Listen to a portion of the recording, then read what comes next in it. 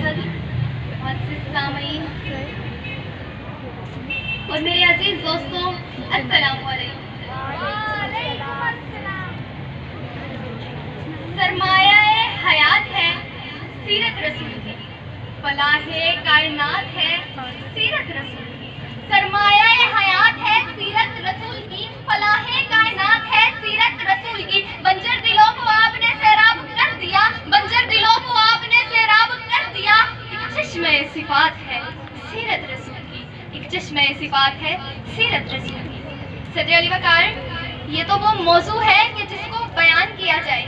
ساری دنیا کے درختوں کو قلم بنا دیا جائے، ساری دنیا کے سمندروں کو روشنائی بنا دیا جائے، زمین سے لے کر فلک تک، آسمان تک ساری خلاؤں کو کاغذ بنا دیا جائے، تو یہ تو گمان ہو سکتا ہے کہ ساری دنیا کے قلم ٹوٹ جائے، ساری دنیا کے سمندر خشک ہو جائے، زمین سے لے کر آسمان تک ساری خلا پر ہو جائے، مگر سیرت پاک کا ایک باب بھی پورا نہ ہوگا، کیونکہ زندگیاں بیت گئیں، قلم ٹوٹ گئے، زندگیاں بیت گئیں، قلم ٹوٹ گئے، مگر سیرت پاک کا ایک باب بھی پورا نہ ہوا۔ صدر علی وقار، حضور کی آمد سے پہلے عرب میں جہالتوں کا دورہ تھا، انسانی قدریں ناپید تھیں، انسان گروہوں میں تقسیم در تقسیم تھے، کہیں پانی پینے پلانے پہ جھگڑا، کہیں گھوڑے آگے دوڑانے پہ جھگڑا، یوں ہی روز ہوتی تھی تکرار ان میں، یوں ہی روز چلتی تھی تلوار ان میں، پھر رحمت خدا بندی کو جوش آتا ہے کہ ان ساروں کو ظلم و جبر سے نکالنے کے لیے، ان کے دکھوں کا مداوع کرنے کے لیے، ان کے زخموں پہ مرہم رکھنے کے لیے آقا دو جہاں کو بنا کر بھیجتے ہیں، اور ساتھ فرماتے ہیں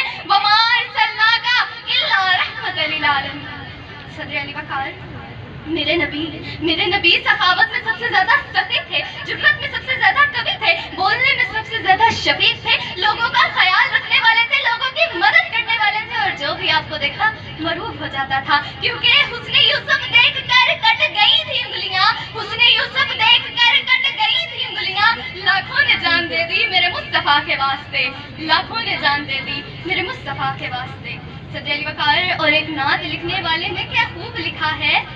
کہ اب میری نگاہوں میں ججتا نہیں کوئی، کہ اب میری نگاہوں میں ججتا نہیں کوئی، جیسے ہے میرے سرکار ویسا نہیں کوئی، اے صرف نظر دیکھ مگر دیکھ ادب سے، سرکار کا جلوہ ہے تماشا نہیں کوئی، اور ان کی رحمت نے تو خوب نوازا، یہ سچ ہے کہ خالد سا نکما نہیں کوئی، یہ سچ ہے کہ خالد سا نکما نہیں کوئی۔ صدر علی وقار،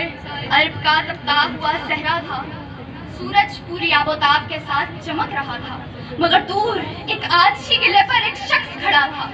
وہ شخص وہاں 3 دن سے کھڑا تھا، اس شخص کو دیکھ کر لگتا تھا کہ کوئی کہہ کر گیا ہے ابھی لوٹ کر آؤں گا، مگر 3 دن گزر گئے، وہ شخص لوٹ کر نہیں آیا۔ آج اسی شخص کا وہاں سے گزر ہوتا ہے، اور وہ اپنے وعدے کے انتظار میں کھڑے شخص کو دیکھ کر اپنی آنکھیں شرم و حیا سے جھکا لیتا ہے، مگر معتدل شخص کی زبان سے صرف یہی الفاظ ادا ہو رہے ہوتے ہیں کہ اے شخص تو نے مجھے تکلیف دی ہے، اے شخص تو نے مجھے تکلیف دی ہے۔ صدر علی وقار، 3 دن تک سورج کی آنکھوں میں آنکھیں ڈال کر کھڑے ہونے والا یہ شخص کون ہے؟ 3 دن تک تکلیفیں مصیبتیں برداشت کرنے والا یہ شخص کون ہے؟ صدر علی وقار، اتنی تکلیفیں مصیبتیں برداشت کرنے والا یہ شخص محمد ہے کہ جنہوں نے اپنے اخلاق کے بلبوتے پر عرب کو عرب کے اندر اسلام بول بالا فرمایا، مگر افسوس آج 1400 سال گزرنے کے بعد آج مسلمان بدامنی، دہشت گردی وغیرہ کا شکار ہے۔ میں نے سوچا وجہ معلوم کی جائے تو مجھے پتہ چلا اسوہ رسول سے دوری۔ صدر علی وقار، اگر ہم چاہتے ہیں کہ ہم اپنا کھویا ہوا مقام واپس حاصل کر لیں تو ہمیں اسوہ رسول کی طرف آنا ہوگا۔ صدر علی وقار، میں اپنی تقریر کا اختتام اس شعر سے کروں گی، نگاہ عشق مسیح میں وہی اول وہی آخر، نگاہ عشق مسیح میں وہی اول وہی آخر، وہی قرآن وہی فرقان وہی یاسین وہی تاہم۔ شکریہ آپ کی سماعتوں کا۔